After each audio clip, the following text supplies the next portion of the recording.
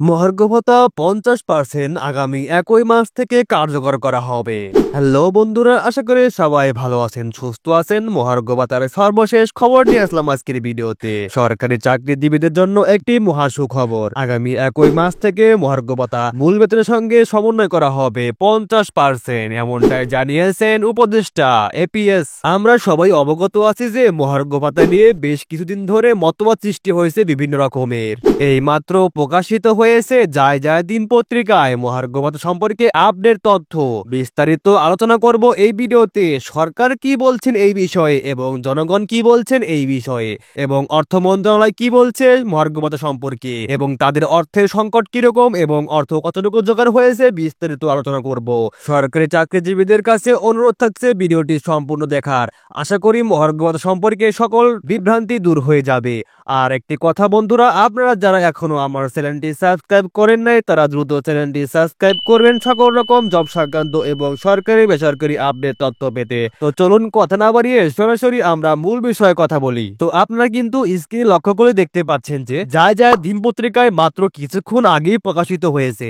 এখানে ক্যাপশন দেখতেই পাচ্ছেন, 1 মার্চ থেকে কর্মবিরতির ঘোষণা 11 থেকে 20তম গ্রেডের সরকারি কর্মচারীদের, অর্থাৎ 1 মার্চেই মহার্ঘ ভাতা নিয়ে রায় ঘোষণা করা হবে। 50% হবে কিনা 25% হবে সে বিষয়ে আমরা বিস্তারিত আলোচনা করব এই ভিডিওতে। তো চলুন দেখা যাক যায় যায় দিন পত্রিকায় কি লেখা হয়েছে এই মহার্ঘ ভাতা সম্পর্কে। তো আপনারা কিন্তু দেখতে পাচ্ছেন 50% মহার্ঘ ভাতা ও নবম পে স্কেল বাস্তবায়ন সহ 7 দফা দাবিতে টানা আন্দোলনের কর্মসূচি ঘোষণা করেছেন 11 থেকে 20তম গ্রেডের সরকারি কর্মচারীরা। এর মধ্যে দাবি মানা না হলে 1 মার্চ থেকে সারা দেশে কর্মবিরতি পালন করবে তারা। শুক্রবার রাজধানীর কেন্দ্রীয় শহীদ মিনারে আয়োজিত মহাসমাবেশ থেকে এ কর্মসূচি ঘোষণা করা হয়। সরকারি কর্মচারী দাবি আদায় ঐক্য পরিষদের ব্যানারে এ মহাসমাবেশের কথা উল্লেখ করা হয়েছিল।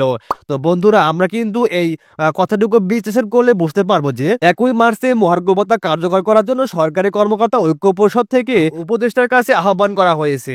তারা বলেছেন 1 মার্চ যদি মহার্ঘ ভাতা বাস্তবায়ন না করা হয় তাহলে আমরা কঠোর কর্মসূচিতে চলে যাব এবং কর্মবিরতি শুরু করে দেব।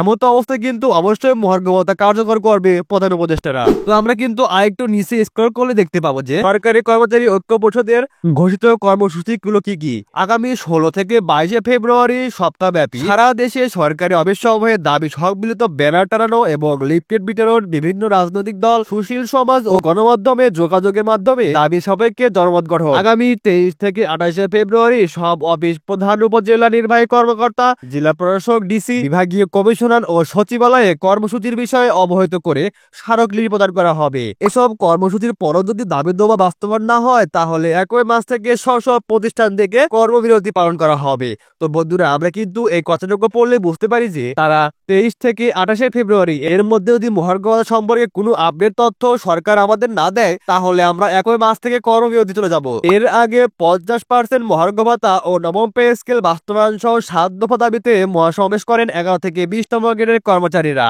তো এই বিষয়টি কিন্তু আমরা সবাই অবগত আছি। সকাল 10টা থেকে রাজধানীর কেন্দ্রীয় শহীদ মিনারে এ মহাসমাবেশ শুরু করা হয়। বিকেল পর্যন্ত চলে এ সমাবেশ। মহাসমাবেশে প্রধান অতিথি ছিলেন নাগরিক ঐক্য সভাপতি মাহমুদুর রহমান মান্না। এতে বিশেষ অতিথি ছিলেন গণসংহতি আন্দোলনের প্রধান সমন্বয়কারী রায়েত সাকি। মান্না বলেন, সরকারি চাকরির সব গ্রেডে চরম বৈষম্য। শতাংশের হারে বেতন বাড়লে কারো বাড়ে 3000 টাকা, আবার কারো বাড়ে 30,000 টাকা। তার মানে তেলে মাথায় আরো তেল ঢালা হয়, আর যারা মাথায় তেল নেয় তার আরো শুকিয়ে যায়। তিনি বলেন, এই সরকার বৈষম্য বিরোধী আন্দোলনের মাধ্যমে চেয়ারে বসেছে, কিন্তু তারা কোনো বৈষম্য নিয়ে নিজেরা কথা বলে না, কোনো বক্তব্য বিবৃত দেয় না।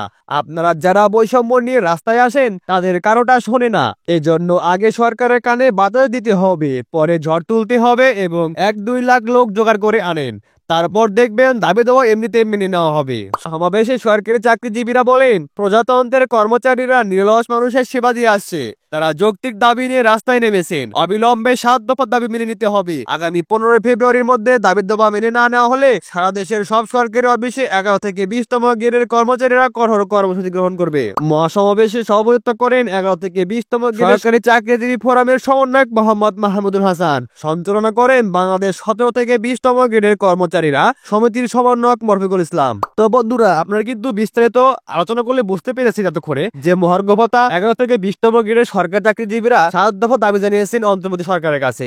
যদি 7 দফা দাবি মেনে নেওয়া না হয় তাহলে তারা কঠোর কর্মসূচি গ্রহণ করবে। এবং তারা যে 7 দফা দাবি জানিয়েছেন, চলুন সেই 7 দফা দাবি সম্পর্কে আমরা বিস্তারিত জানি। সেই 7 দফা দাবি কতটা যৌক্তিক এবং সরকার কি আদৌ মেনে নেবে এই 7 দফা দাবি, বিস্তারিত জেনে নেই আমরা। তো আপনারা কিন্তু 1 নম্বর দেখতে পাচ্ছেন, বৈষম্যমুক্ত নবম পে স্কেল বাস্তবায়নের লক্ষ্যে পে কমিশন গঠন ও পে স্কেল বাস্তবায়নের পূর্ব পর্যন্ত অন্তর্বর্তীকালের জন্য 50% মহার্ঘ ভাতা 11 থেকে 20তম গ্রেডের জন্য, এবং এটি জানুয়ারি 2025 থেকে কার্যকর করতে হবে। 2 নম্বর দেখতে পাচ্ছেন, যেসব কর্মচারী মূল বেতনের শেষ ধাপে উন্নতি হয়েছেন তাদের বার্ষিক বেতন বৃদ্ধি নিয়মিত করতে হবে। বেতনের স্কেলের বৈষম্য নিরসনের জন্য 10 ধাপে বেতনের স্কেল নির্ধারণ সহ পে কমিশন কর্মচারীদের প্রতিনিধি রাখতে হবে। এবং 3 নম্বর দাবি হচ্ছে, সচিবালয়ের মতো সব সরকারি আধা সরকারি দপ্তর, অধিদপ্তর, পরিদপ্তর ও স্বায়ত্তশাসিত প্রতিষ্ঠানের সমপদগুলোর পদবি ও গ্রেড পরিবর্তন করতে হবে। এক ও অভিন্ন নিয়োগ বিধি প্রণয়ন করে কর্মচারীদের মধ্যে সুষ্ঠু বৈষম্য দূর করতে হবে। 4 নম্বর দাবি হচ্ছে, 2015 সালে পে স্কেল গেজেটে প্রত্যাহার করা 3টি টাইম স্কেল সিলেকশন গেট পুনর্বহাল ও সব স্বায়ত্তশাসিত প্রতিষ্ঠানে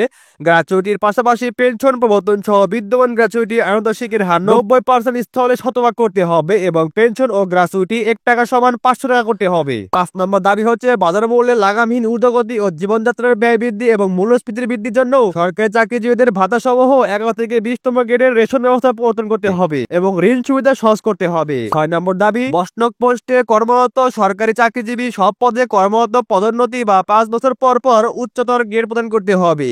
এছাড়া টেকনিক্যাল কাজে নিয়োজিত কর্মচারীদের টেকনিক্যাল পদমর্যাদা হবে।